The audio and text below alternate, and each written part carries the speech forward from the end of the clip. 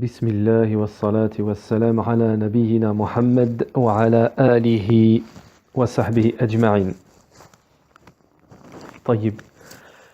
Donc, en ce qui concerne la ilaha illallah, la parole du tawhid, la parole de la ilaha illallah, Cheikh Al-Fawzan hafidhahullah nous dit le but de cette parole n'est pas uniquement de la prononcer. Ce n'est pas uniquement de la prononcer sans en connaître le sens. Mais il faudra absolument apprendre le sens de la ilaha illallah.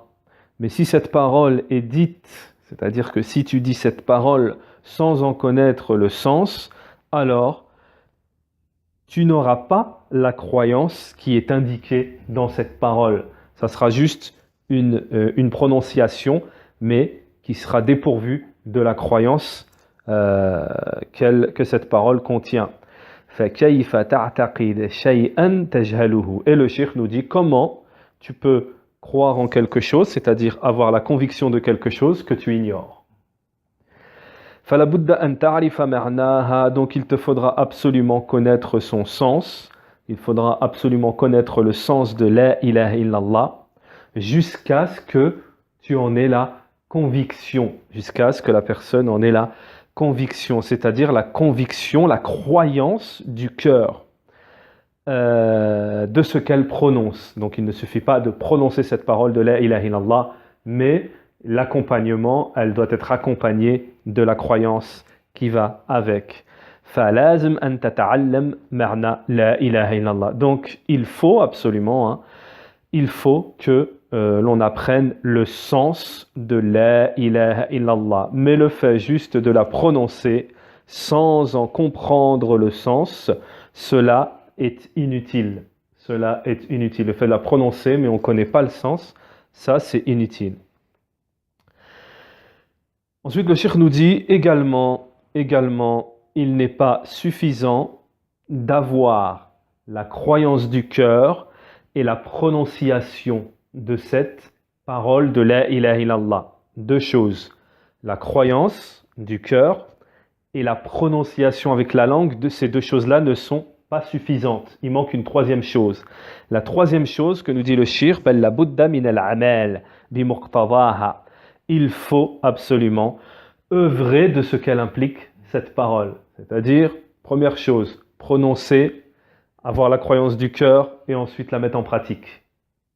Donc le cheikh nous dit, le fait de la prononcer et d'en avoir la croyance, c'est pas suffisant. Après, il faut la mettre en pratique.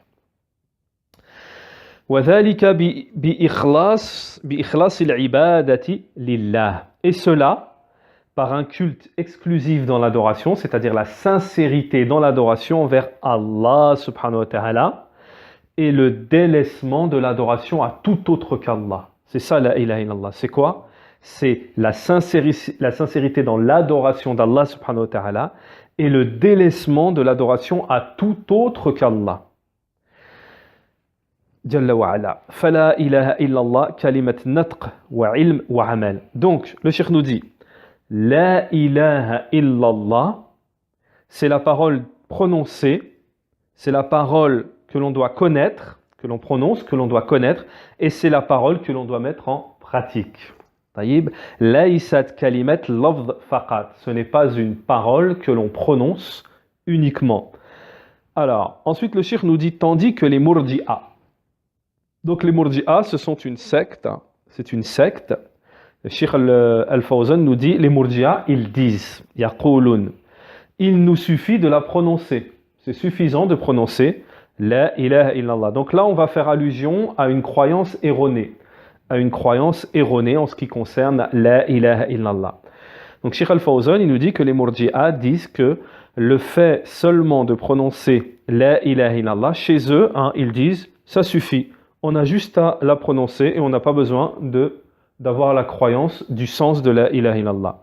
Et on n'a pas besoin d'œuvrer, c'est-à-dire de mettre en pratique la ilaha illallah. Donc, pour eux, celui qui dit la ilaha illallah et n'œuvre pas, il fait rien du tout. Il dit juste la ilaha illallah. Il n'œuvre pas, pour eux, il ira au paradis. Wala ou lam yusalli, même s'il ne prie pas, même s'il ne donne pas l'aumône légale, même s'il ne fait pas le pèlerinage, même s'il ne jeûne pas, même s'il fait des turpitudes parmi les grands péchés, même il fornique, même s'il vole, même s'il boit de l'alcool, wa fa'ala ma yurid min al-ma'asi, et qu'il fasse ce qu'il veut parmi les péchés, ce groupe-là, cette secte égarée de l'islam, wa taraka ta'at kulluha, et même s'il a délaissé toutes les obéissances, il a tout délaissé, du fait qu'il dit juste la ilaha illallah, c'est suffisant pour eux. Donc Cheikh Al-Fawzan nous dit ça, c'est le groupe des Murji'a. Ils s'appellent les Murji'a. طيب. الذين يخرجون العمل من حقيقة الإيمان. Donc eux en fait ce qu'ils font, c'est qu'ils font sortir les œuvres de la foi. Ils disent, il y a la foi, il y a l'iman, mais il n'y a pas d'œuvre. La foi sans la pratique. Donc, ils disent que s'il y a des œuvres, eh ben, c'est une ni'ma, c'est un bienfait, mais s'il n'y en a pas, eh ben, la ilaha illallah, ça suffit. Donc, on ne s'inquiète pas, Cheikh Al-Fawzan, il va leur répliquer. وَيَسْتَدِلُّونَ بِأَحَادِيثٍ تُفِيدُ أَنَّ مَنْ قَالَ لَا إِلَهَ إِلَّا اللَّهِ. Donc, bien entendu, ils s'argumentent de hadith, comme nous le dit Cheikh Al-Fawzan, le hadith de celui qui dit La ilaha illallah, lorsque le messager d'Allah a dit dans un hadith, celui qui dit La ilaha illallah entrera au paradis.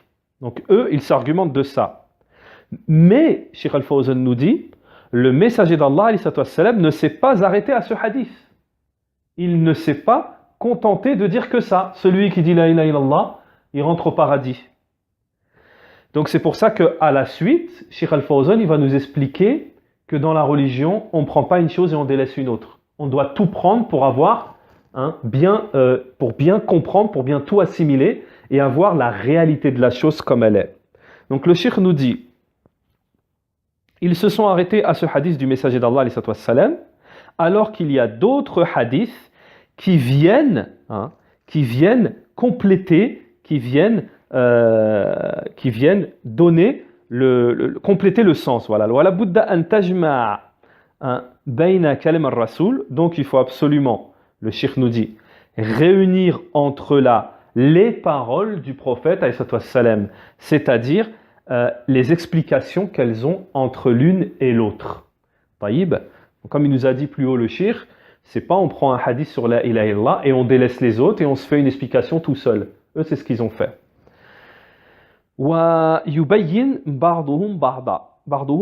C'est-à-dire que les hadiths du prophète, ils s'éclaircissent les uns et les autres. Tandis que celui qui prend une partie et il délaisse une autre partie, celui-là fait partie des gens qui ont des penchants, c'est-à-dire des gens qui penchent vers l'égarement, les égarés. Ceux qui suivent leur penchant. Et le shir vient appuyer cela, et attention, c'est un verset très très très important. Ce qu'on va expliquer là, c'est très très très important. Même pour celui qui ne connaît pas bien, ça fait preuve de réplique. Si quelqu'un y vient avec un verset ou un hadith pour venir appuyer une question religieuse, si on connaît cette règle qu'on va donner, que va nous donner Cheikh Al-Fawzan ici, on ne se fera pas avoir, Inch'Allah. Alors, première chose, le verset de Sourate Ali Imran, verset 7, où Allah nous dit, et on va expliquer, où Allah nous dit, c'est lui qui a fait descendre sur toi le livre. Il s'y trouve des versets sans équivoque. Première chose, Alors on a les versets sans équivoque, qui sont la base du livre, et d'autres versets qui peuvent prêter à d'interprétations diverses. Alors en gros, les ulama, ils disent que les versets du Coran, ils se divisent en deux catégories. Les versets qui n'ont, comme il dit là, al-muhkama, c'est ceux qui n'ont pas d'équivoque, c'est ceux qui n'ont pas besoin d'une autre explication, qui n'ont pas besoin qu'on les explique par un hadith ou un autre verset. Et dans le Coran, il y a une deuxième catégorie de versets, ce sont les versets qui peuvent prêter à d'interprétations diverses, que là, non, il faut une explication. On ne le prend pas comme ça. Alors à la suite, c'est quoi le verset? Les gens donc qui ont au cœur une inclinaison vers l'égarement, hein, les gens qui ont une inclinaison vers l'égarement, mettent l'accent sur les versets à équivoque. Eux, ils prennent que les versets, ils les prennent, qui ont besoin en vérité d'un tafsir, d'une autre explication, mais ils les prennent comme ça et ils s'en servent. Alors qu'est-ce qu'il dit Allah après ? Cherchant la dissension en essayant de leur trouver une interprétation, alors que nul n'en connaît l'interprétation, à part Allah. Mais ceux qui sont bien enracinés dans la science disent, nous y croyons, tout est de la part de notre Seigneur, mais seuls les doués d'intelligence s'en rappellent. Donc le cheikh il va nous continuer, il va nous expliquer, à mieux comprendre. Le messager d'Allah, alayhi salatu wassalam, nous a dit, celui qui dit La ilaha illallah et mécroit à tout ce qui est adoré en dehors d'Allah. Ce hadith est authentique. Cheikh Al-Fawzan, il leur parle aux Murji'a, aux gens qui sont égarés, il leur parle, il leur pose une question, il leur dit pourquoi avez-vous négligé ce hadith? On va expliquer. Parce que le premier hadith, ceux que prennent les Murji'a, ils disent celui qui dit La ilaha illallah, il va au paradis.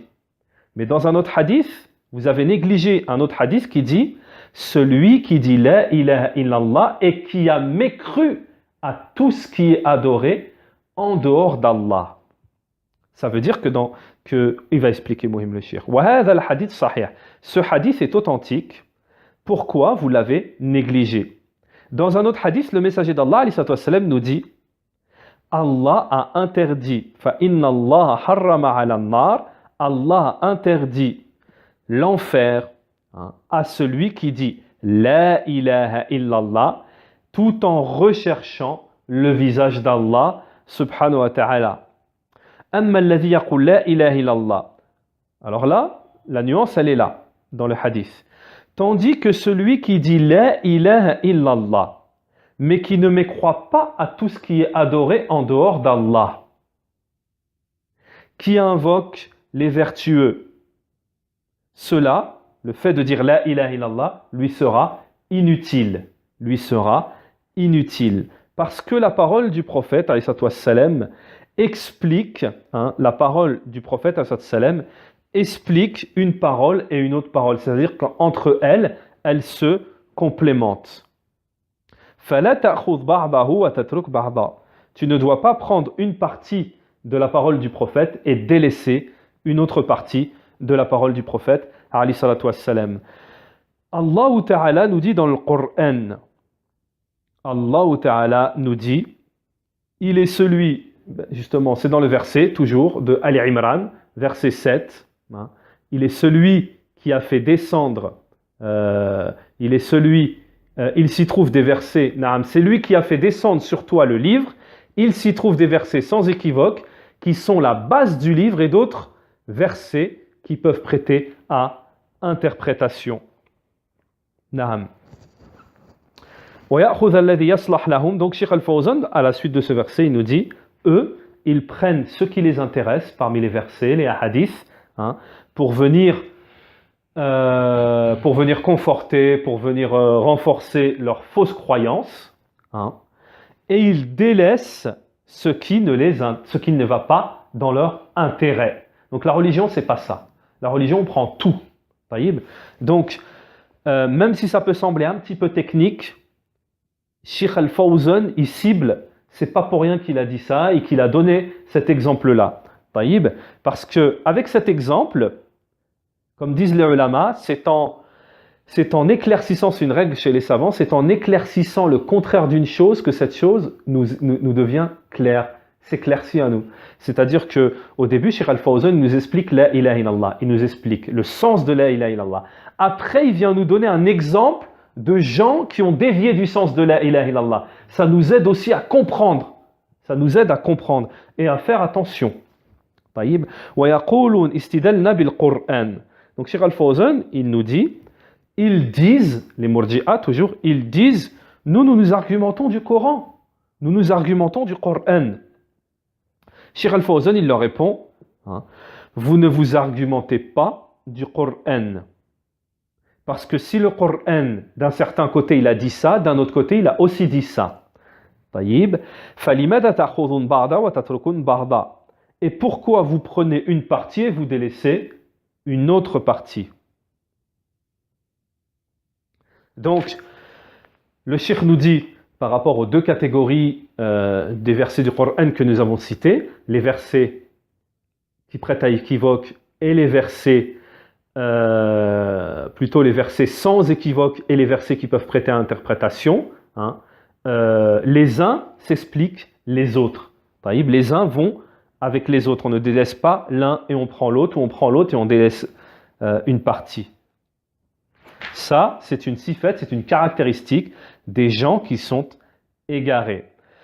Amma innahum ya'khudhun al-mutashabiha wa yatrukum al-muhkam. Cheikh nous dit le fait de prendre les versets qui prêtent à équivoque et de délaisser les versets qui sont clairs, ça, c'est le chemin des gens qui ont un penchant, c'est-à-dire les gens égarés. فَالَّذِينَ يَأْخُذُونَ بِحَدِيثٍ أَنَّ قَالَ لَا إِلَهَ إِلَّا اللَّهِ. Donc ceux qui prennent le hadith où le messager d'Allah a dit « Celui qui dit la ilaha illallah entrera au paradis » et ils restreignent cette question juste à ce hadith, hein, ça, ce sont les gens de l'égarement. Ça, ce sont les gens de l'égarement. Alors, qu'est-ce qu'il dit? Cheikh Al-Fawzan, hafidhahullah, il dit il est obligatoire à l'étudiant en sciences. Il est obligatoire à l'étudiant en sciences de connaître cette immense règle. Cette immense règle, c'est-à-dire ce qu'il vient d'expliquer là le cheikh. Parce que toute la religion se réunit sur cette règle et c'est un fondement de la religion. C'est un fondement de la religion, c'est-à-dire, c'est quoi? Il parle de quoi, Cheikh Al-Fawzan? C'est-à-dire, on ne prend pas un texte ou une mas'ala et on délaisse le reste. Tout s'emboîte, tout va ensemble.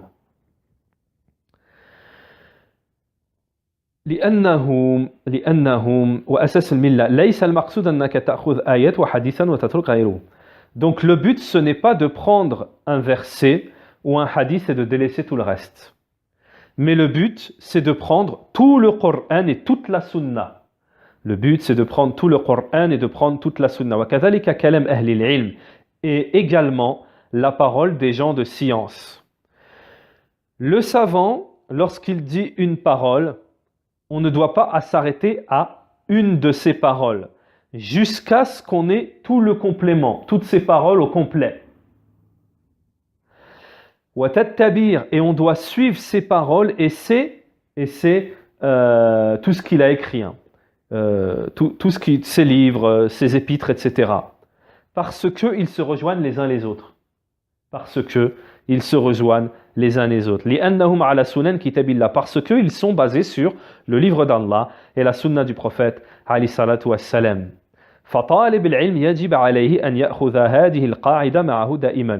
L'étudiant en sciences, il lui est obligatoire de prendre cette règle avec lui tout le temps.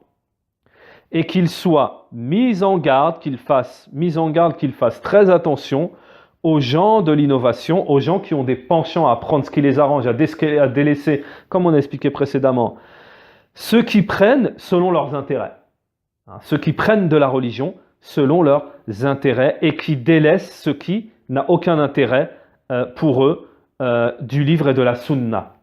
وَمِنْ كَلَامِ أَهْلِ الْعِلْمِ et la parole, bien entendu, des savants. La parole des savants.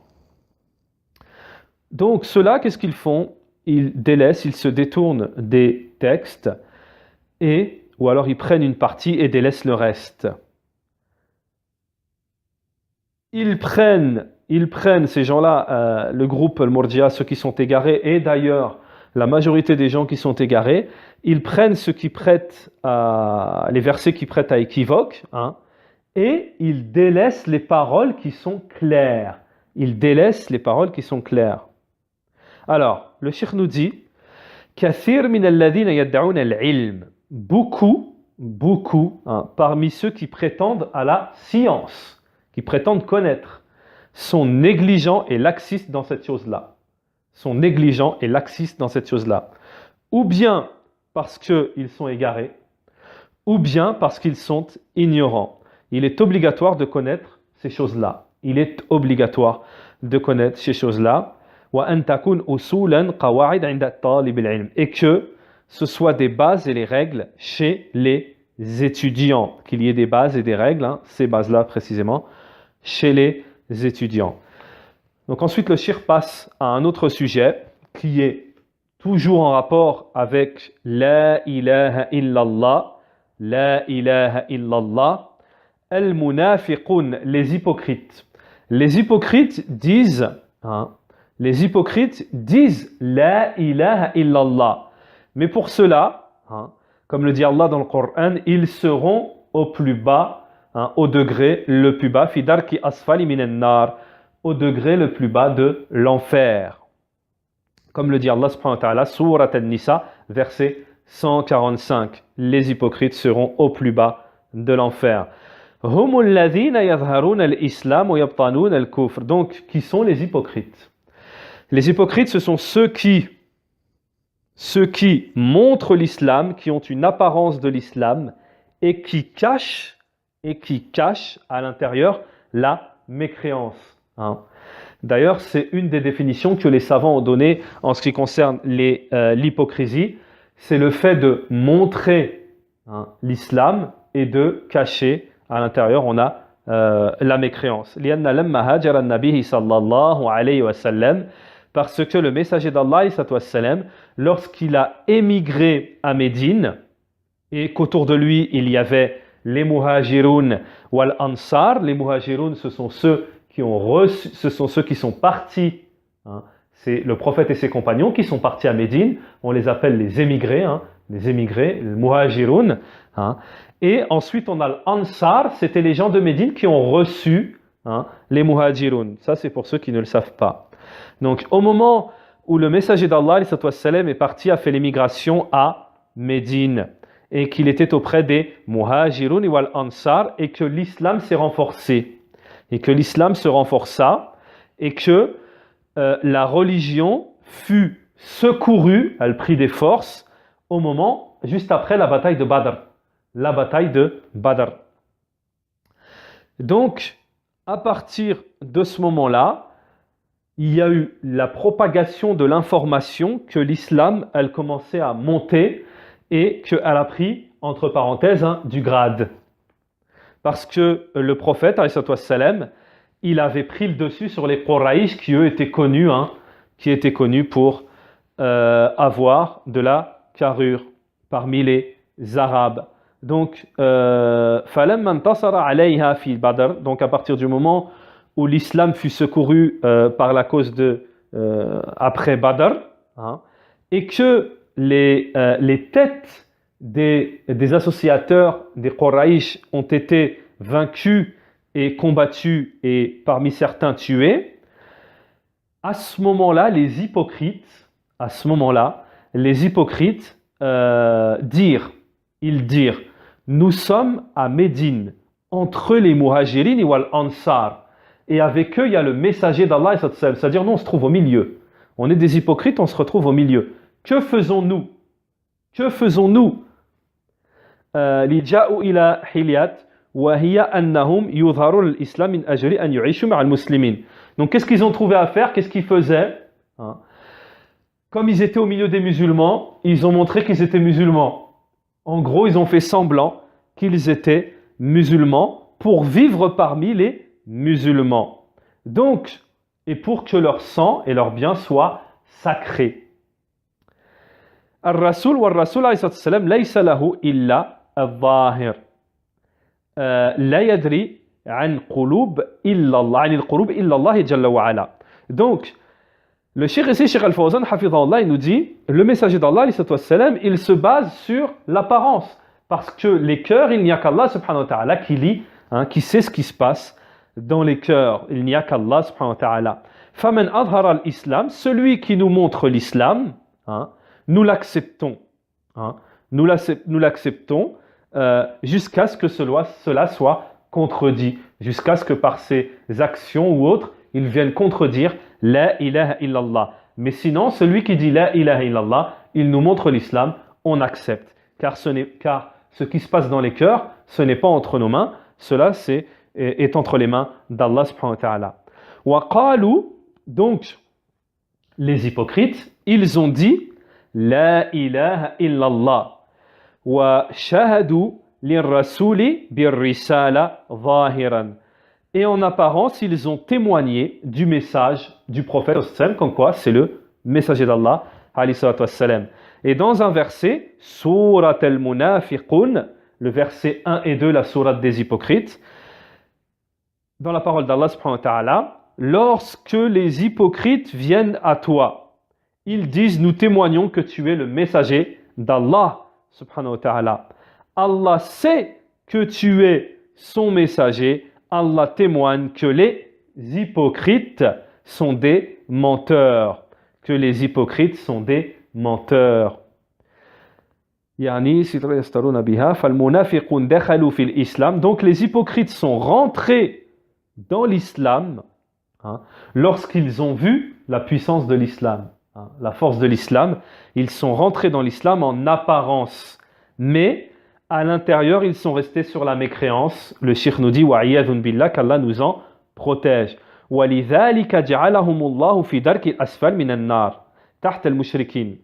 C'est pour cela qu'Allah les a mis au plus bas degré de l'enfer, en dessous des associateurs. En dessous des associateurs. C'est-à-dire les associateurs, les adorateurs, les idolâtres. Les idolâtres. Tahta al-mulahida. En dessous des athées. En dessous des athées. Par rapport à l'immensité de jurmihim, c'est-à-dire de leurs crimes. Par rapport à l'immensité de leurs crimes, de leur khada'hum, c'est-à-dire de leur tromperie, et de leur makruhum, stratagème. Yukhadi'un Allah, donc dans un verset de Surat Al-Baqarah, verset 9, Allah Ta'ala nous dit, dans le sens approximatif, verset 9, il trompe, yukhadi'un Allah, c'est ils trompent Allah et ceux qui ont cru, mais en réalité, ils ne font que se tromper eux-mêmes. Ils ne font que se tromper eux-mêmes. Taïb. Donc ça, ce sont les hypocrites. Surat al-Baqarah, verset 9. Naham. Alors le 9, ils cherchent à tromper Allah et les croyants, mais ils ne trompent qu'eux-mêmes, et s'ils ne s'en rendent pas compte. Et ils ne s'en rendent pas compte. Donc, ensuite, Fal-Munafiq, nous dit Cheikh Al-Fawzan, l'hypocrite, il dit La ilaha illallah. Il est, tout en étant en dessous, au dernier degré de l'enfer. Comment vous dites alors, le Cheikh Al-Fawzan nous dit وَهِيَ فِي دَرْكَ أَسْفَلْ مِنَ النَّارِ فَكَيْفَ تَقُولُونَ إِنَّ لَا إِلَهَ إِلَّا اللَّهِ.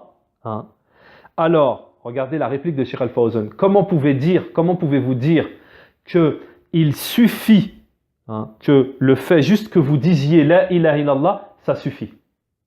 Les hypocrites, ils ont dit La ilaha illallah. Ils sont au dernier seuil de l'enfer. Alors quand vous dites qu'il suffit de la prononcer, sachez que les hypocrites, juste en la prononçant, sautent à la dernière étape, au dernier lieu de l'enfer. Wahum yaqulun la ilaha illallah.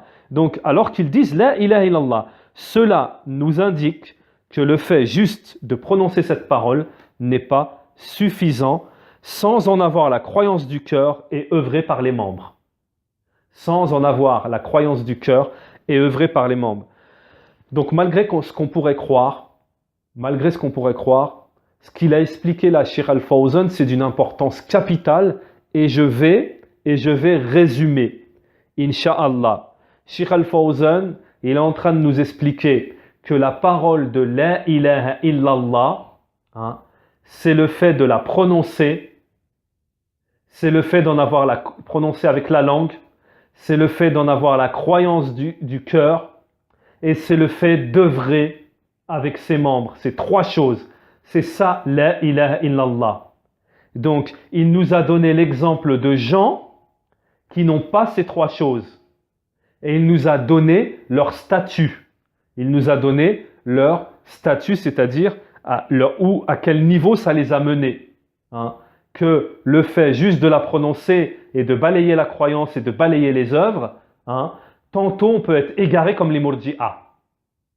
Le fait de la prononcer, d'avoir ni la croyance ni les œuvres, là, ça peut être, on peut être parmi les hypocrites et c'est le dernier endroit, le plus bas endroit de l'enfer. Donc, je rectifie, pour les murji'a, ils ont la prononciation, la croyance, mais ils n'ont pas les œuvres, ils retirent les œuvres. Taïb. Et pour les hypocrites, ils prononcent, il n'y a pas d'œuvre et il n'y a pas de croyance.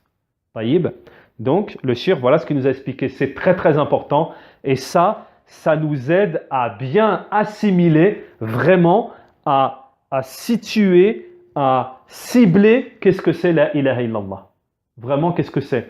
Tout de suite, la ilaha illallah, prononcer, croire, œuvrer. Œuvrer. Alors, le shirk ensuite nous dit, les hypocrites, ils prient. Ils donnent la sadaqa. Hein. Ils sortent dans le combat avec le messager d'Allah. En apparence, on sait bien qu'à l'époque du prophète, ils étaient avec le prophète, hein, les hypocrites. Na'am, fi al-zahar.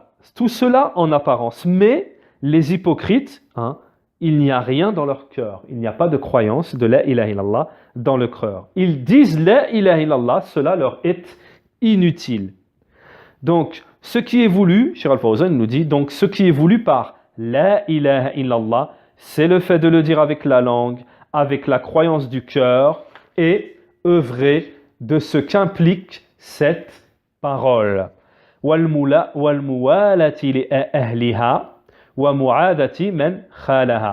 Et, c'est-à-dire, de s'allier avec les apôtres, c'est-à-dire les gens de la ilaha illallah, il faut s'allier avec eux et il faut détester, avoir de l'inimitié, de la haine, détester ceux qui dévient de cette parole. On n'a pas le droit, ça fait partie des implications de la ilaha illallah. Et d'ailleurs, on a l'exemple dans ce qu'on a vu précédemment, on a l'exemple d'Ibrahim, le père des prophètes, on l'a vu précédemment avec Cheikh Al-Fawzan ici, dans le cours précédent, Ibrahim qui est le meilleur exemple, c'est Allah qui nous dit dans le Coran, Ibrahim est un bon exemple pour vous, uswatan hasana, est un bon exemple pour vous, c'est qu'Ibrahim alayhi salam, tout de suite, lorsqu'il a su que son père et son peuple ont dévié de la ilaha illallah, qu'est-ce qu'il a fait? Il a dit Inni bari'um mimma ta'budun. Je me désavoue de ce que vous adorez. Inni bari'um mimma ta'budun illa alladhi fatarani, sauf mon créateur. Tout de suite, et en vérité, il leur a dit quoi? Il leur a dit la ilaha illallah. Il leur a répondu, il leur a dit la ilaha illallah. Hein? Dans ce cours, c'est quoi? C'est la ilaha illallah. Donc chaque chose qu'on dira, ça reviendra à la ilaha illallah. Lorsqu'il leur a dit je me désavoue, il a fait la négation il a fait la ilaha. Lorsqu'il a dit sauf mon Seigneur, il a donné l'affirmation, c'est-à-dire sauf mon Seigneur, c'est l'affirmation, al-ithbat dans la ilaha illallah. Donc, et comme Ibrahim est un des meilleurs exemples pour nous, le père des prophètes, on doit suivre son exemple. On ne peut pas aimer ceux qui dévient, ceux qui renient la ilaha illallah, et on doit s'allier, aimer les adeptes de la ilaha illallah. Il y a une explication à ça, on la donnera à la suite, et on l'a donnée dans d'autres cours, l'explication que lorsque Cheikh Al-Fawzan, hafidhallah, nous dit on doit détester ceux qui dévient de la ilaha illallah, comme le disent les savants, al-wala wal-bara, le fait d'aimer et détester pour Allah, n'empêche pas le bon comportement, n'empêche pas de bien se conduire. C'est dans le cœur que ça se passe. On n'aime pas, on n'aime pas les associateurs, les mécréants, etc. Mais on doit toujours avoir le bon comportement, car on ne sait pas, peut-être par notre cause, ils peuvent être guidés. Mais on n'a pas le droit de les aimer dans ton cœur, de les aimer, de t'allier avec eux et de les aimer pour leur religion. Taïb. Donc, tout ça, Cheikh Al-Fawzan nous dit, ce sont les implications de la ilaha illallah. C'est pour cela qu'ils ont dit la ilaha illallah. C'est pour ça que les ulama nous disent, plutôt, ils ont dit que la ilaha illallah a 7 conditions. Donc vous verrez que certains savants disent 8, 7, il n'y a aucun souci à ça. Il n'y a aucun problème à ça. Les savants ont dit que la ilaha illallah a des conditions. Alors, il y a certains savants qui sont venus nous apporter ça comme un petit poème. علم يقين وإخلاص وصدق مع محبة وإنقياد وقبول لها. Donc, le petit poème que nous cite ici Cheikh Al-Fawzan, ce sont les conditions de la ilaha illallah. Science, certitude et sincérité avec véracité et l'amour et la soumission et l'acceptation à cette parole. Ça, ce sont les conditions de la ilaha illallah. Donc, ça sera dans le prochain chapitre. Prochain chapitre, on va faire les conditions de la ilaha illallah. Donc, Cheikh Al-Fawzan nous dit, Cheikh Saad ibn Atiq, un des grands savants, rahimahullah, a rajouté une 8e condition qui est la mécréance, al-kufru bit-taghut, c'est-à-dire la mécréance à tout ce qui est le fait de mécroire, à tout ce qui est adoré en dehors d'Allah. Il y a des savants, ils ont rajouté cette 8e condition. Wa raknan la ilaha illallah hiya. Ensuite, le cheikh nous dit, et la parole de la ilaha illallah, donc je reprends, la parole de la ilaha illallah, elle a 7 voire 8 conditions. On va dire 8. La parole de la ilaha illallah contient 8 conditions. Attention, condition veut dire condition d'acceptation. Si une condition n'est pas remplie, le la ilaha illallah peut être remis en cause, voire ne pas être accepté. Ensuite, le cheikh nous dit, la ilaha illallah contient des piliers. La ilaha illallah contient des piliers. Parmi ces piliers, la négation. La ilaha, il n'y a pas rien d'autre qu'Allah. Il n'y a rien d'autre qu'Allah. Ceci est la négation. Illallah, ceci est l'affirmation. On dit en arabe al-ithbat. Donc, attention, Cheikh Al-Fawzan nous dit, il n'est pas suffisant d'avoir la négation. La négation toute seule ne suffit pas. La ilaha, ça ne suffit pas. Et l'affirmation toute seule non plus n'est pas suffisante. Il doit y avoir les deux. Celui qui pratique le tawhid, mais qui ne met pas en pratique le désaveu du polythéisme, ce n'est pas suffisant. Celui qui désavoue le polythéisme, mais qui ne met pas en pratique le tawhid, ce n'est pas suffisant. Les deux sont indissociables. Ensuite, Cheikh Al-Fawzan nous dit, celui qui dit la ilaha illallah, sincèrement.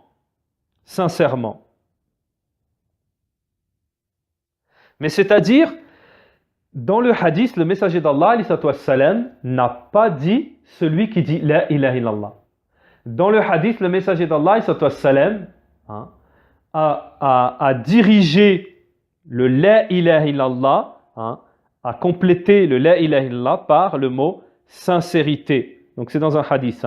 Le messager d'Allah a dit, kama qala an-nabi il a dit dans un hadith, celui qui dit la ilaha illallah avec sincérité. Et dans une autre version, il a dit avec sincérité venant du cœur. Taïb. Le messager d'Allah ne s'est pas contenté de dire celui qui dit la ilaha illallah. Il a dit celui qui dit la ilaha illallah avec sincérité. La yakfi, il n'est pas suffisant, Cheikh Al-Fawzan nous dit, de dire la ilaha illallah jusqu'à ce que, tant que le cœur n'est pas sincère. Sincère. لئلا يكون من المنافقين الذين يقولون بألسنتهم ولكن ولا يقولون, de manière à ce que la personne ne fasse pas partie des hypocrites, ceux qui disent la ilaha illallah avec leur langue, mais qu'ils ne le disent pas avec le cœur. Taïb, je répète, il n'est pas suffisant de dire la ilaha illallah, mais il faut que ce soit sincère, de manière à ne pas tomber, ne pas faire partie des hypocrites, ceux qui disent la ilaha illallah avec leur langue, mais qui ne le disent pas avec le cœur. Celui qui dit la ilaha illallah et qui a mécru en tout ce qui est adoré en dehors d'Allah, ceci est un ajout, c'est-à-dire ceci est la deuxième parole après la ilaha illallah, c'est-à-dire celui qui mécroit à tout ce qui est adoré en dehors d'Allah, c'est-à-dire le tarout. Le cheikh nous dit ceci est une parole immense. Ceci est une parole immense, c'est-à-dire le fait de mécroire à tout ce qui est adoré en dehors d'Allah. Le cheikh nous dit pourquoi. Parce que beaucoup disent la ilaha illallah et ne délaissent pas l'adoration des tombes. Parce qu'il y a beaucoup de gens qui disent la ilaha illallah et ne délaissent pas l'adoration des tombes, l'invocation aux morts et le secours vers les morts. Et le fait de leur demander ce qu'on a besoin en dehors d'Allah. Donc il y en a qui disent la ilaha illallah, mais ils font du shirk. Ils n'ont pas mécru à tout ce qui est adoré en dehors d'Allah. Cela, le la ilaha illallah leur est inutile. Le la ilaha illallah leur est inutile parce qu'ils n'ont pas mécru à tout ce qui est adoré en dehors d'Allah. أكثر الناس يجهلون هذه الشهادة يحسبونها مجرد اللفظ يقال باللسان. Alors, le cheikh revient à la base, il nous dit beaucoup de gens ignorent cette attestation, ce témoignage de la ilaha illallah. Ils pensent que c'est juste le fait de la prononcer. Ils pensent que la ilaha illallah, c'est juste le fait de la prononcer. Beaucoup parmi les savants, Cheikh Al-Fawzan nous dit, beaucoup parmi les savants ne comprennent pas le sens de la ilaha illallah. Wa hum ulama fil fiqh, ils sont des ulama dans la jurisprudence. Ils sont des savants dans la jurisprudence, ils sont des savants dans la grammaire, ils sont des savants dans le hadith, walakin, mais la plupart, beaucoup, aktharuhum, beaucoup, ne s'occupent pas du tawhid. Beaucoup ne s'occupent pas de l'unicité ou le fait d'apprendre la croyance. Ou alors, ils apprennent la croyance des Asha'ira. Al-Asha'ira, c'est un peu comme la croyance des Habbesh. Des Ahbesh, c'est ça. Ou alors des ulama de la parole, des philosophes, tout ça. Taïb. Ceux qui restreignent le tawhid, l'unicité, juste à l'unicité de la seigneurie. C'est-à-dire qu'ils disent la ilaha illallah, ça veut dire pas de seigneur à part Allah. L'adoration, ils ne parlent pas de ça. Taïb. Ils disent la ilaha illallah, donc l'explication pour eux de la ilaha illallah, quand on leur demande qu'est-ce que ça veut dire la ilaha illallah, ils disent pas de créateur à part Allah. Ceci est une erreur. Donc Inch'Allah, on va arrêter le cours ici. Ce qu'on a commencé à expliquer là, c'est-à-dire l'explication de la ilaha illallah, une explication erronée selon plusieurs groupes, on va l'expliquer Inch'Allah dans le prochain cours. Subhanakallah wa ma bihamdik wa ashhadu an la ilaha illa ant wa astaghfiruka wa atubu ilayka wa sallallahu wa sallam ala nabiyyina Muhammad wa ala alihi wa sahbihi ajma'in.